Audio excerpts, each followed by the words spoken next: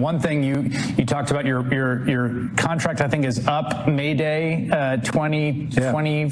What year? 2028? No, it's a 4-year deal. Yeah.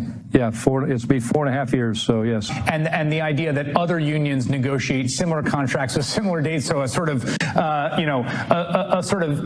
additive power to the threat of strike. What do you think the lesson has been from this year, not just for the United Auto Workers, but we've seen it with the Writers Guild, we've seen it with SAG-AFTRA, we've seen it with flight attendants, we've seen it across the labor movement and across working people in this country, the most amount of strike activity we've seen in a generation? Look, working class people are fed up, union or not, and I think, COVID taught us a valuable lesson. People reflected on what's important in life. And what's important in life is not working 7 days a week, 12 and 16 hours a day, or working multiple jobs, scraping to get by, living paycheck to paycheck. People want a life, and that's not a life. And so I think that's what people are seeing now is the pathway to having a better life is by organizing and joining a union. And so I was very ecstatic we got May Day as an expiration date. And I look forward to not just unions in this nation, but in this world to align our dates. And that's one thing we learned in that process is we have the power. When we withhold our labor, no matter where people work, nothing moves. The billionaire class, the corporate class can build all the factories or businesses they want, but if there aren't people there to do the work, nothing's going to move. And so we have to harness that power, come together and organize and work together and stand together, and we'll take our lives back.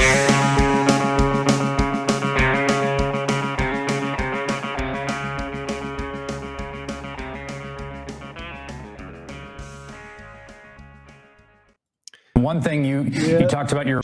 No need to play it twice. Yes, folks. UAW President Shawn Fain there talking about how, yes, unions should align to extract leverage during political campaign season in 2028. I think that is something, as I've seen a few political campaign seasons as a actual professional media member, and I'll say the greater the union presence is there, I think the better shape we're in. So that's great to see. Hello, everybody. I am Matt. David is still on a Thanksgiving break. He'll be back later this week for our Sunday show. We have an interview that we conducted with Brian Mier last week of Telesur, the bmier .substack.com, who's done, Michael. Folks who have watched the show for a while will know that Michael worked with Brian in the Lula interview. He's been a long time guest of both TMBS and this program as the creator of Brazil Wire. So without further ado, I'm going to get to I do just want to say I can't stand the Will Stancil stuff. Anybody getting really upset with like the Biden economy is great. Look at it's just TikTok that makes people don't understand it. Like, bro, I need somebody here to otherwise just me complaining. But it's driving me nuts, man. Like, yeah, okay. People think that the economy, thought the economy was better in 2019, but some metrics it's not better. Like, it's all relative. I remember what the 2010s were like. It was all engine recovery from 2008, which wiped everybody out. Anyways, if people's expectations have risen, good. I hope to continue contributing to that problem, and Democrats should figure out how to navigate those waters instead of just yelling at the waves. But without any further ado, here's that talk we did with Brian about the Long Coup in Brazil.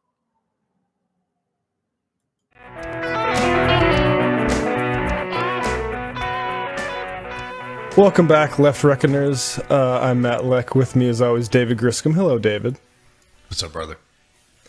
Not much. And joining us today is Brian Mier. Brian is correspondent with Telesur English, also the proprietor of the bmier Substack, and author of a recent article, Anti-Corruption and Imperialist Blind Spots, the Role of the United States in Brazil's Long Coup. That is in Latin American perspectives. Brian, we've been talking about this Lula, Lava Jato stuff for a while. first time that I've seen it discussed in a scholarly journal. Just talk a little bit about getting this published.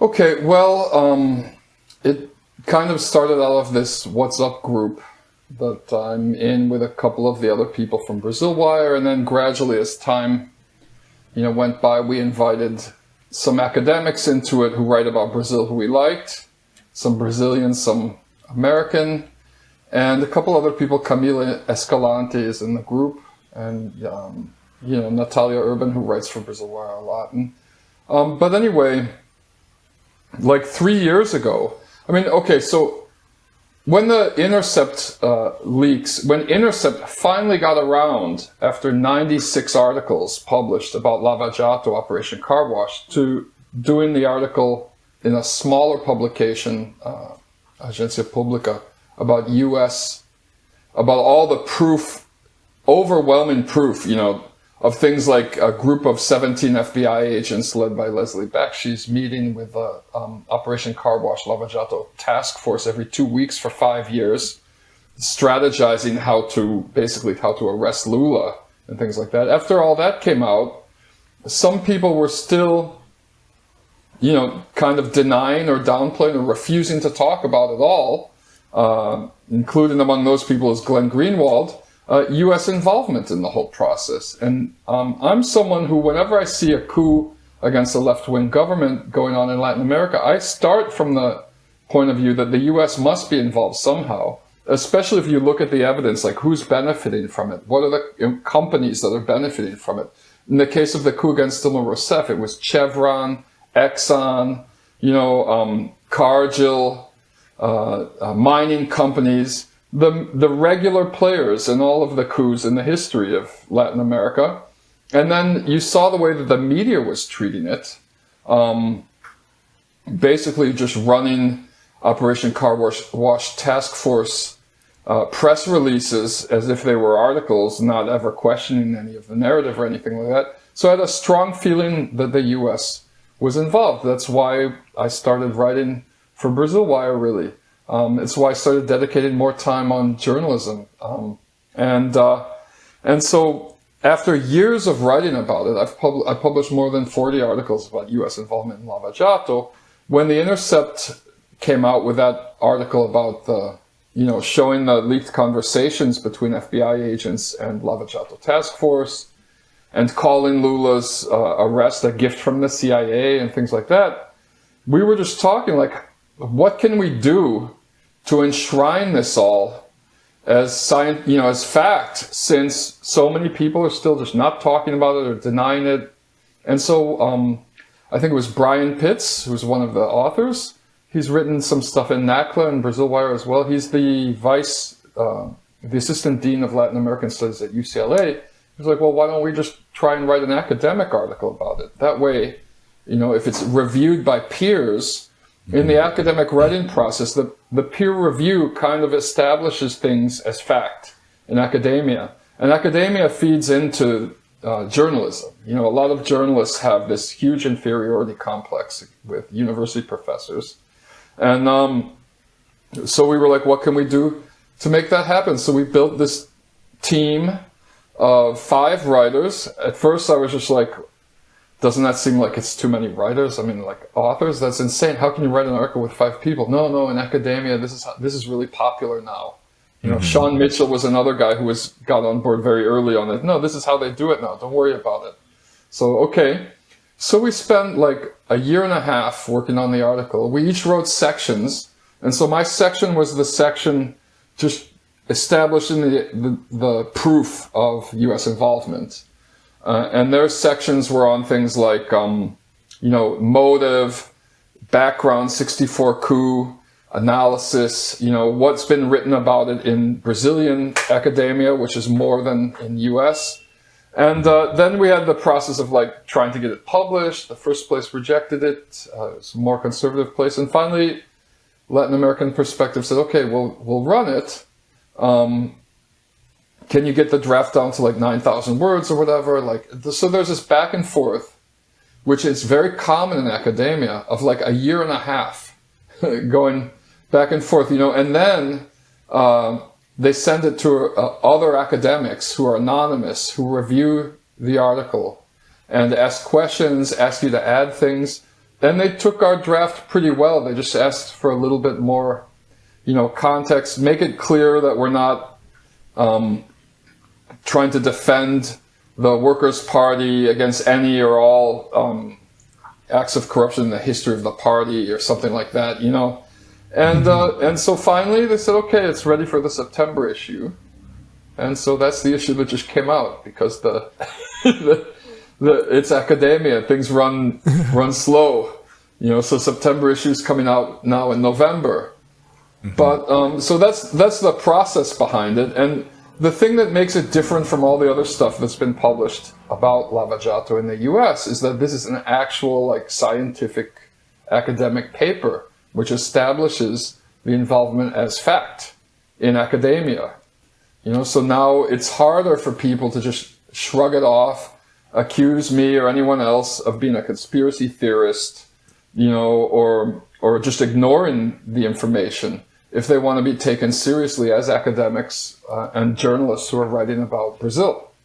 Yeah, because now if somebody wants to write about this, they at least have to, even if they want to write about it from a pro-US or pro-Lava Jato standpoint, they at least have to mention this article. Otherwise, it's an oversight that is, looks bad to their credibility. And I'll just say, any young students listening to this show that are writing papers, cite this one if it's if you can get it in there.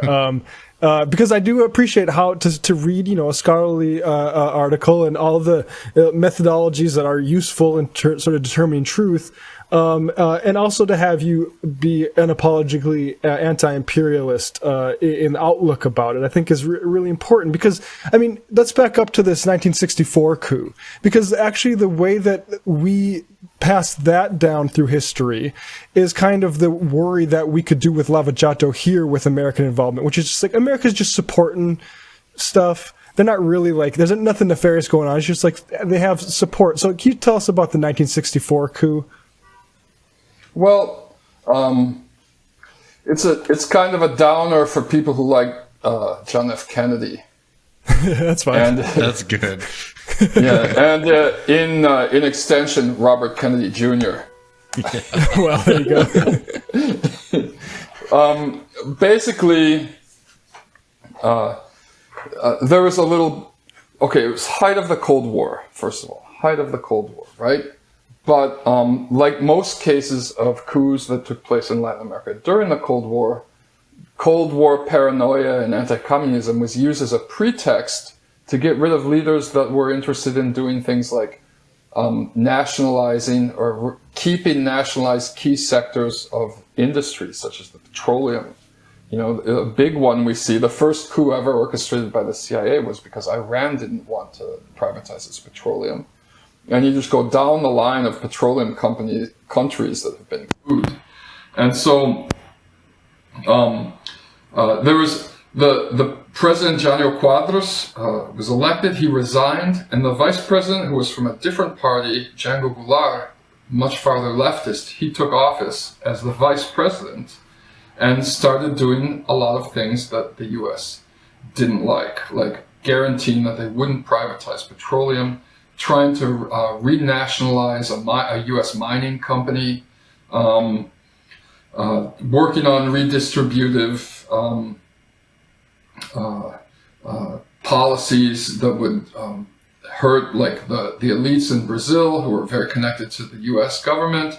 Geopolitically, he recognized Cuba, and so this enabled the people in the US, especially the corporate sector, to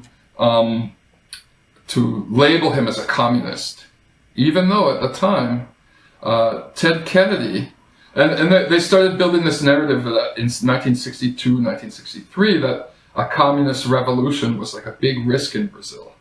And at the time, Ted went down on behalf of his brother to check things out. Like he went to Pernambuco, where I live, and he went and he hung out with some of these peasant activist groups that called the peasant leagues in the countryside.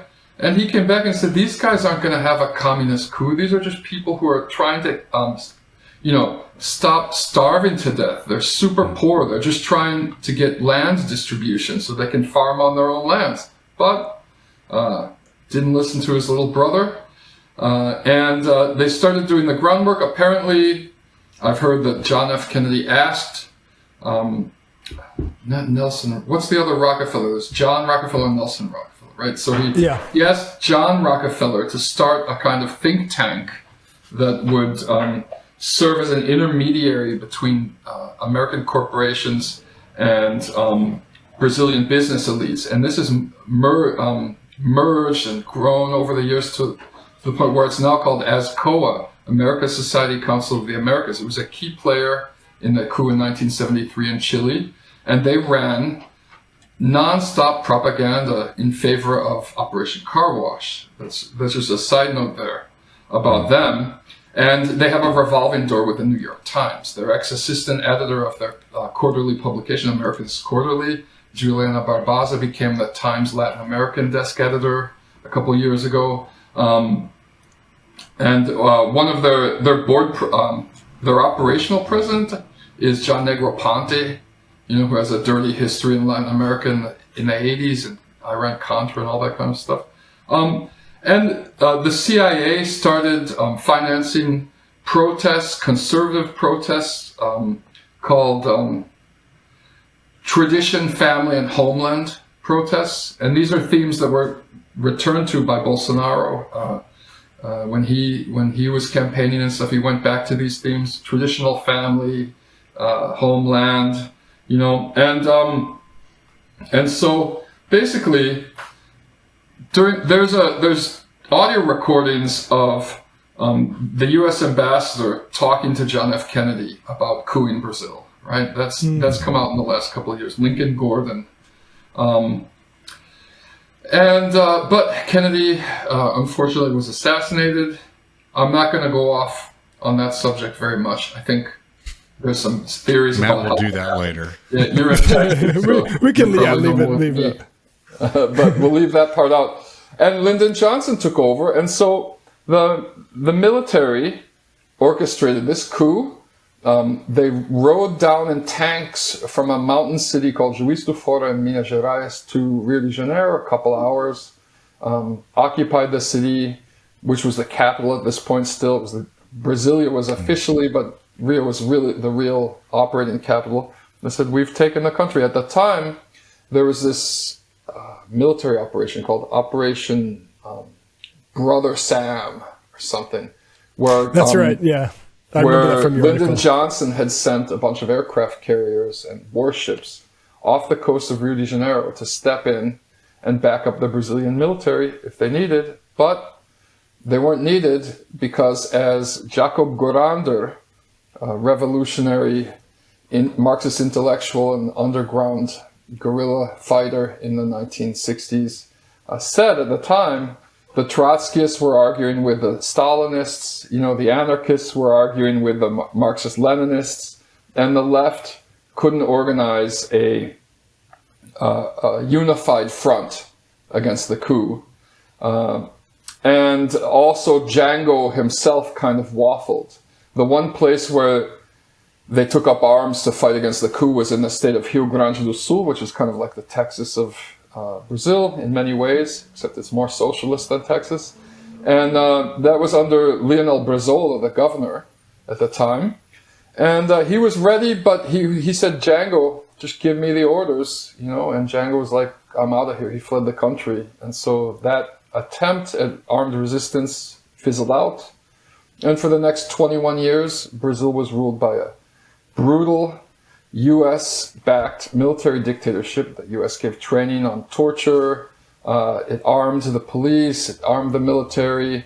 The military government, in turn, gave some sweetheart deals to American corporations operating in Brazil. Didn't go as far as the U.S. had wanted. They maintained a kind of developmentalist economic strategy through a lot of it. But basically, that's how it happened.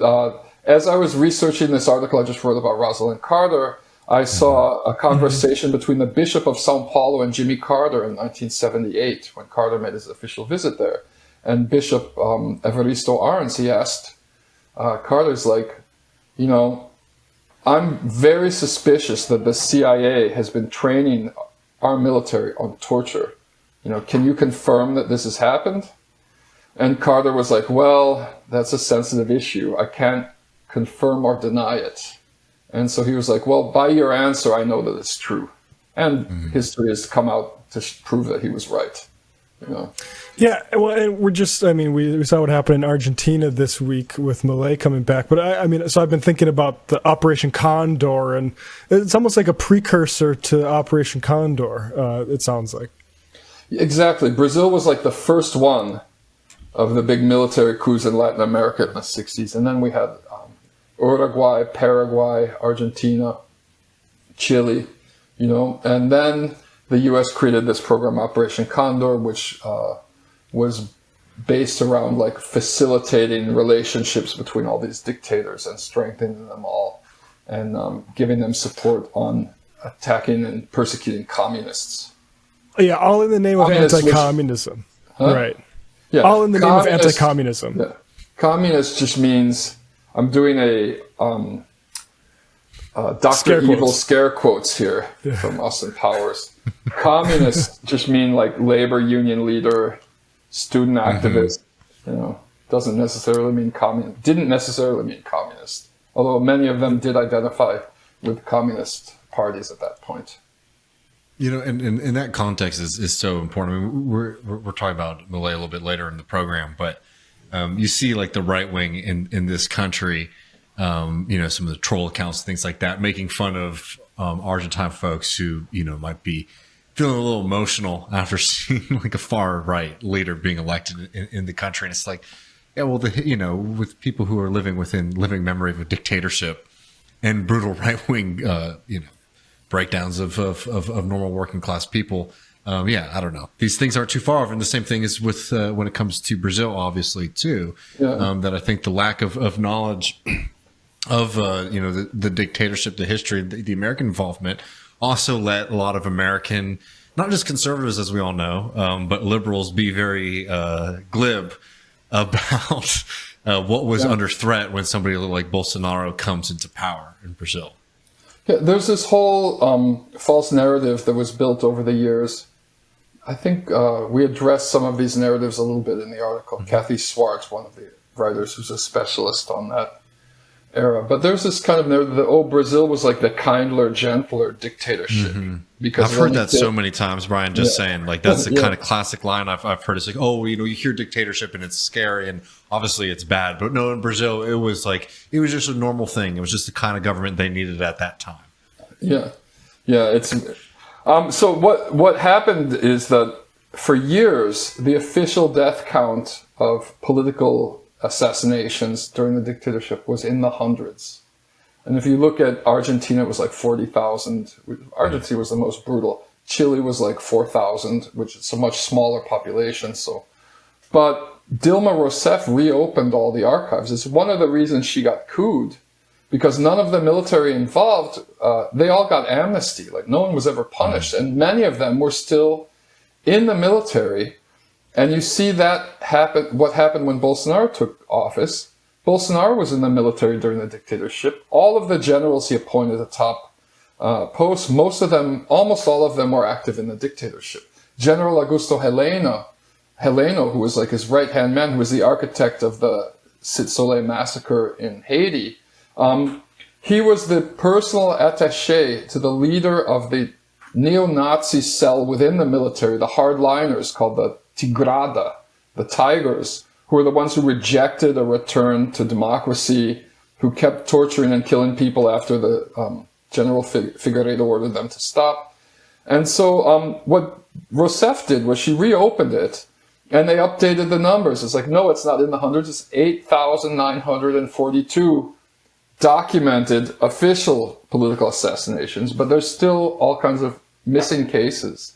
And there are things they did, like when they're building highways into the Amazon, there are cases of them just going into like an indigenous village with thousands of people living in it and just machine gunning down every man, woman, and child in one day, which is one of the atrocities they committed. And also just tens of thousands of cases of torture, obviously. brutal torture. You can read about that in Lula's biography, which is coming out next year, that his brother was brutally tortured by the dictatorship.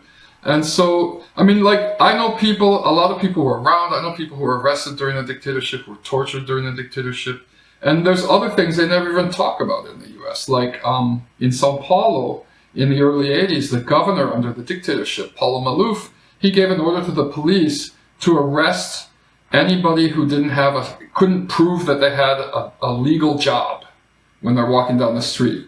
And so I had a friend, a black guy from Maranhão, who came down to Sao Paulo. It was his first week in Sao Paulo, out on the street, resumes in hand, looking for a job. He couldn't show that he had a job, so he was beaten up and imprisoned for 2 weeks. This kind of stuff. Obviously, clamping down harder on black people at this time because of the racist ideology behind the dictatorship, which traces its roots back to this fascist movement in the 1930s that was very closely connected to the Nazis, called the Integralists, which many of their principles were applied by the Bolsonaro government when he took office. And they used a lot of integralist symbolism and slogans and things like that. Well, let's bring some of that context into some of the more recent events. I mean, you've been covering this, you spent years covering this. Obviously, we've had you on Left Reckoning and over the years with the Michael Brooks Show to talk about it. But, maybe let's say some person is just turning on, their first Brian Mier interview, their first Left Reckoning interview. Could you make this case clear for people who might still have doubts about the United States' role in Lava Jato? Yeah, okay. Yeah. It's just on that note. Sorry, Brian, but the long coup. You're using that term for it. What is the long coup? Mm-hmm. The Long Coup is the process that started in 2013 with this kind of color revolution that was orchestrated on Facebook mostly, that started as a movement for the right to free public transportation, which is a very noble cause, which I backed that. It was actually one of the platform issues and objectives of the PT in the 1990s. Luisa Erundina tried to do it when she was mayor of Sao Paulo. It's a good thing. But these small protests were immediately blown up using social media technology.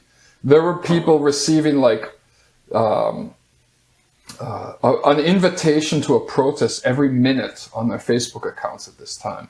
And as they started blowing up, they were hijacked into something else with big support from algorithm manipulation on Facebook and the mainstream media here to damage Rousseff's image. But they couldn't damage it enough to prevent her from being reelected. She was reelected anyway. And then immediately afterwards, the losing candidate refused to accept the results of the election. He said they'd been stolen. He was the guy who had hired David Axelrod's former PR company to run his social media accounts during the election season. And so all of a sudden, part of this big coalition that Lula had stitched together of all the different 29 parties that were represented in Congress at the time, part of them switched sides. And so they just gridlocked Congress. And that's when the Lava Jato investigation started getting all this attention in the media.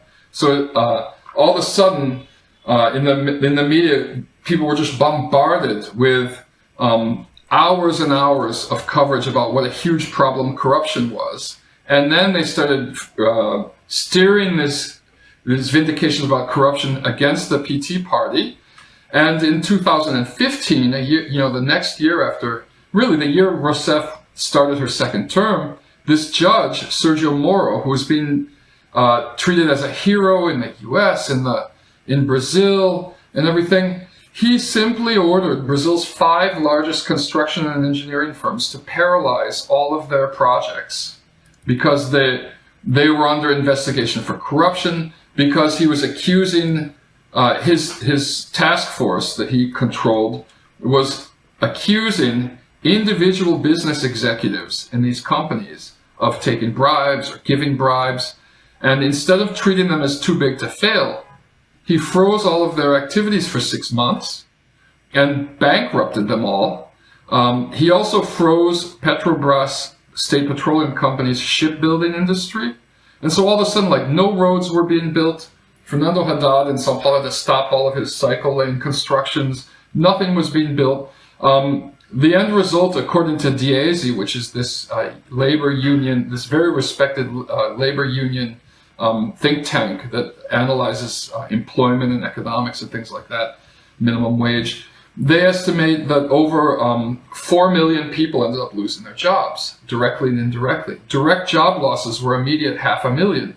This caused, there was a minor recession going on. Our friends at CEPR, Mark Weisbrod, and Dan Beaton, they produced a report saying Brazil's economy was fundamentally solid. There was a bit of a bust cycle starting in commodities, and they had miscalculated the Selic rate. And this was what was causing a minor recession that was going to be over shortly because all the fundamentals were there. The country had $360 billion in foreign reserves. It wasn't broke or anything like Argentina is right now. And this all together with this constant barrage of anti-corruption slander, as it turns out, against Dilma Rousseff, because she was never even accused of committing any corruption, really. She was impeached on a technicality that she was later exonerated from. That caused her popularity to plummet, which set the scene for her impeachment. So this is how the coup progressed, right? And then part two of what we call the Long Coup was preventing Lula, who was wildly popular, from winning the 2018 presidential election by arresting him on fabricated charges that have been completely disproven, you know? So that's what the Long Coup is, okay? Yeah. And I could explain how the U.S. was involved now.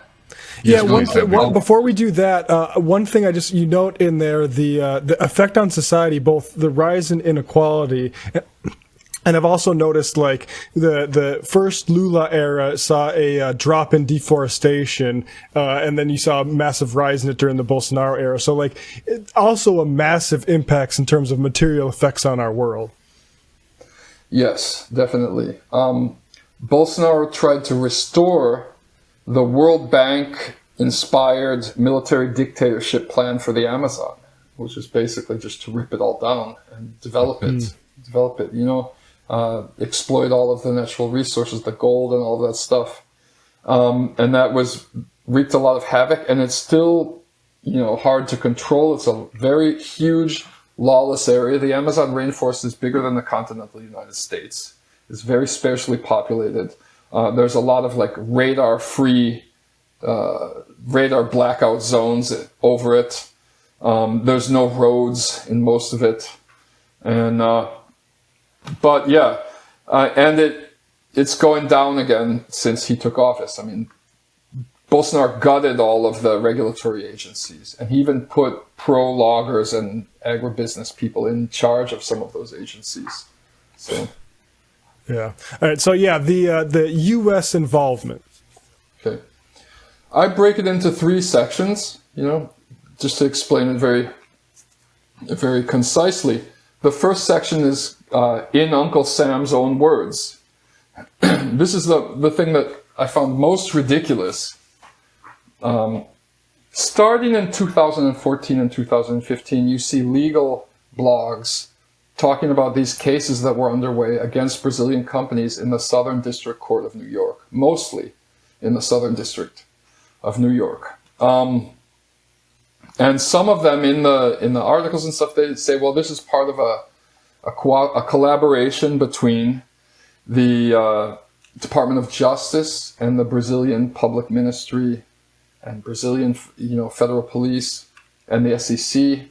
Some of them start mentioning it. But then in 2016, the Department of Justice started putting this information in their own press releases. After a $3.5 billion settlement against Odebrecht and Braskem, Braskem is a subsidiary of Petrobras Petroleum Company, it was the largest corruption case in American history. And so in the New York Times article at the time, they say, well, this is part of an investigation called Operation Car Wash that's been done jointly between the Department of Justice and, you know, Brazilian public prosecutors, Brazilian Justice Department.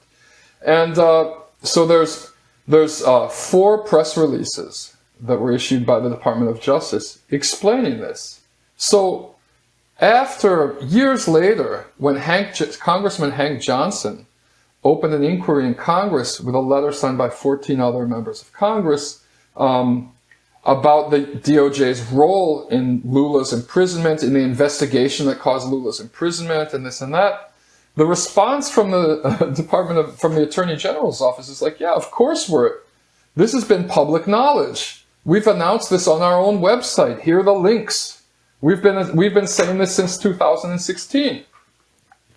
Then in 2017, Acting Assistant Attorney General Kenneth Blanco gave a speech at the Atlantic Council that was, you can still watch it on YouTube, in which he bragged about the excellent communications with the prosecutors in Operation Car Wash, Lava Jato, right? Like, we have such a good relationship that we communicate informally, bypassing bureaucratic protocols that can slow down our operations. So it's more agile because we're communicating informally. Well, that's a crime. That falls outside of the partnership agreement that the United States government made with Brazil, right? Through the Foreign Corrupt Practices Act, which I won't go into. It's in the article. You can read about that. But so that's illegal. That caused Lula's defense team in February, when I published an article about this in November 2017. I pulled this part and published an article about it. And Lula's defense lawyers read the article. I got tipped off to it from an article in a Chilean newspaper in Spanish that mentioned the speech. That's how I found it, called Clarín, but not Argentinian Clarín, Chilean Clarín. So they read it and they said, do you realize what this means? You know?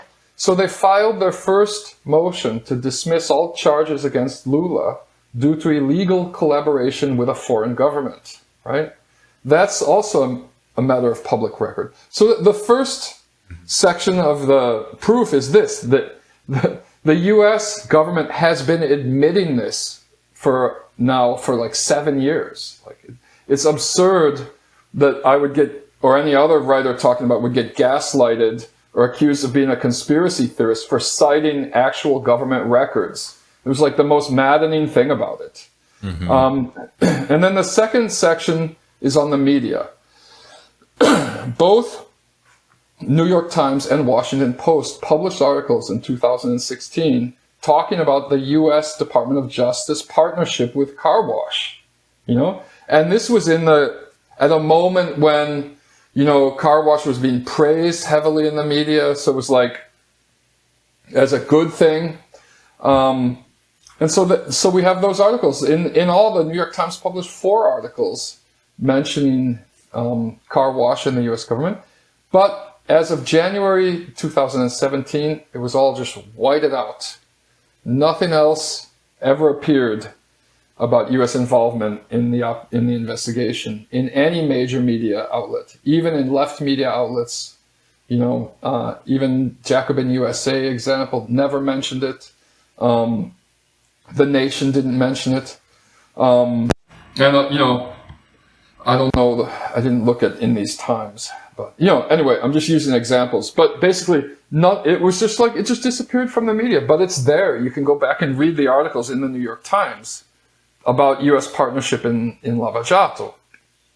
Okay, and then the final section is just on the Intercept leaks. You know, which I point out it was a weird situation that they would publish 96 articles about illegal collusion about the Intercept leaks.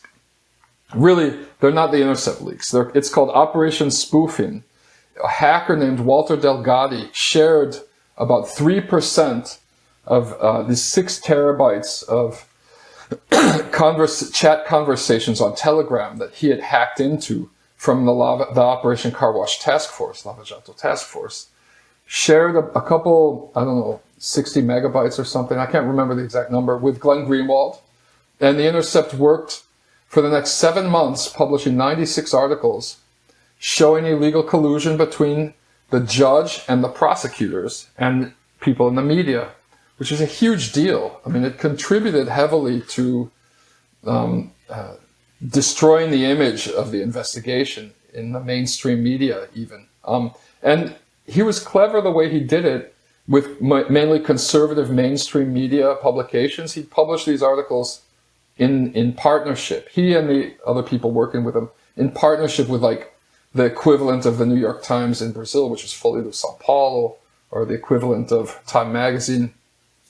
But I found it odd that they didn't mention the U.S. until their 97th article, which was after, COVID had started.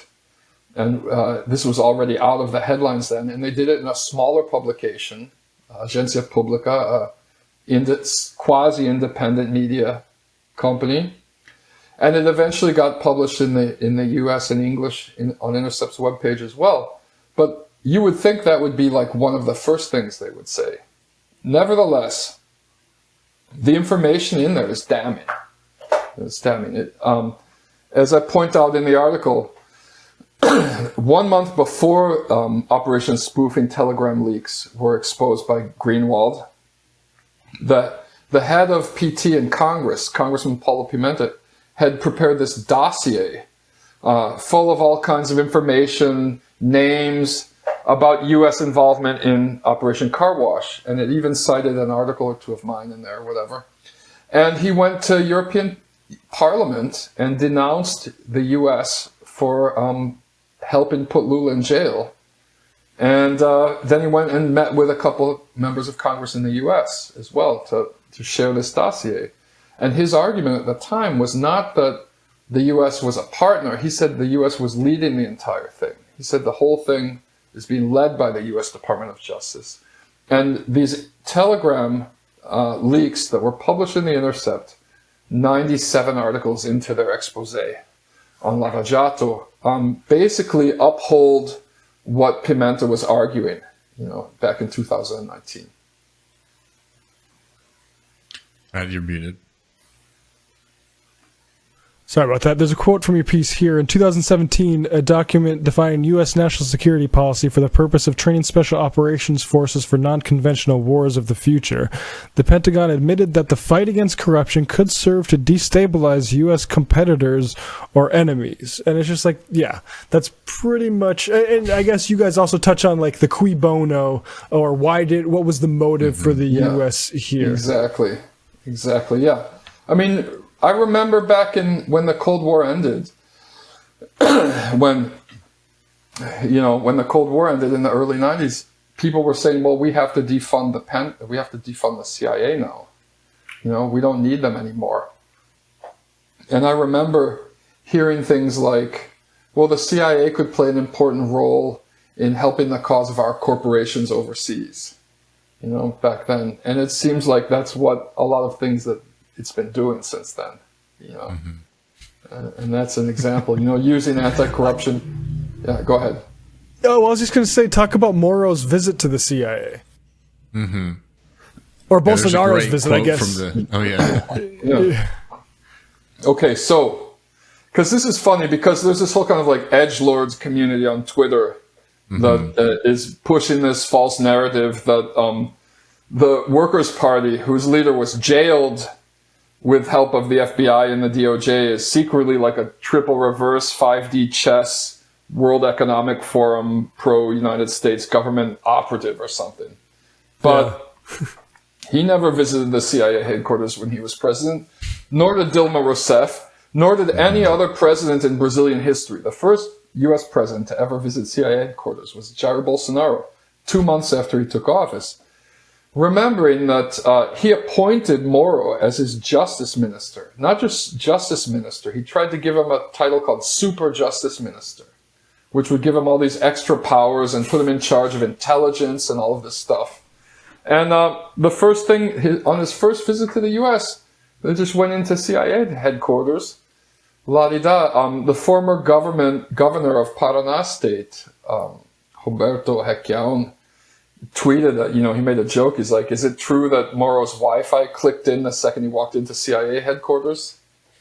Moro, the Lava Jato judge. And you know what? It probably did. I don't know, maybe. But and then so that's a little bit unusual, you know. That's another. I mean, there's all kinds of extra circumstantial evidence that we have, you know, like why were there dozens of articles, hundreds of articles in English language media just praising Sergio Moro out the yin yang before he'd ever even arrested anybody or anything? You know, like all of a sudden, this new super judge in Brazil fighting corruption, one leg at a time, ignoring the fact that as a judge, you know, you're supposed to be just sitting there impartially judging a case. They should have been praising the prosecutors. Why are they already praising the judge in advance of him making a ruling about anything? They're just like buttering him up to convict Lula, is what they were doing. Like Time magazine made him one of its 100 personalities of the year. Notre Dame gave him a doctor of honoris causes, Notre Dame Law School, you know, and all kinds of others. I mean, you look, this America's Quarterly, which has the revolving door with New York Times and Washington Post, that started from Rockefeller's desire to help overthrow the democratically elected government of Brazil in 1964, helping at request of Kennedy. They had a cover issue called Corruption Busters, where they had Sergio Moro dressed up like one of the Ghostbusters, you know? And this magazine of theirs is distributed freely in every airport VIP lounge in the Americas. You know, like it's something that's just given out to business elites and things like that. And so that's all evidence that what, you know, like Gramsci would call the extended state or the expanded state. When you analyze a state, you don't just look at its government, you look at its corporations, its media, its academia, all the institutions that uphold the hegemonic project. And so I immediately knew that the US expanded state was supporting Car Wash and Lava Jato from the minute it started, from the way it was being treated in the press, right? So, and in other institutions up there. So, I mean, there's tons, so there's all this extra, like, for example, another circumstantial piece of evidence is that the day that Lula was taken in to his political imprisonment with no crime ever being committed, the head of the task force, the prosecution task force, joked on Telegram, look, we finally got our gift from the CIA. You know? I mean, that wouldn't count as a piece of actual proof, you know, but it's circumstantial. It's pretty damning. Yeah, it certainly adds a bit of color to a picture that's coming into focus. Well, Brian, we'll link to the piece and as well as your piece on your Delinking Brazil when Rosalind Carter confronted a dictator over at bmier.substack.com. Brian, thank you so much for joining us, and congrats on getting this piece through a peer review. Thanks a lot, guys. Always great to be here.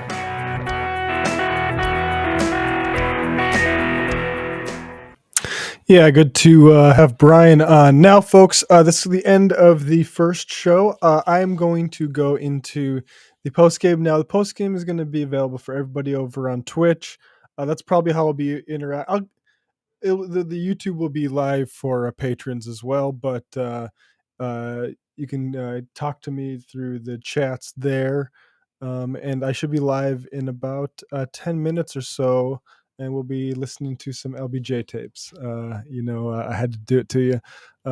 See you in a little bit.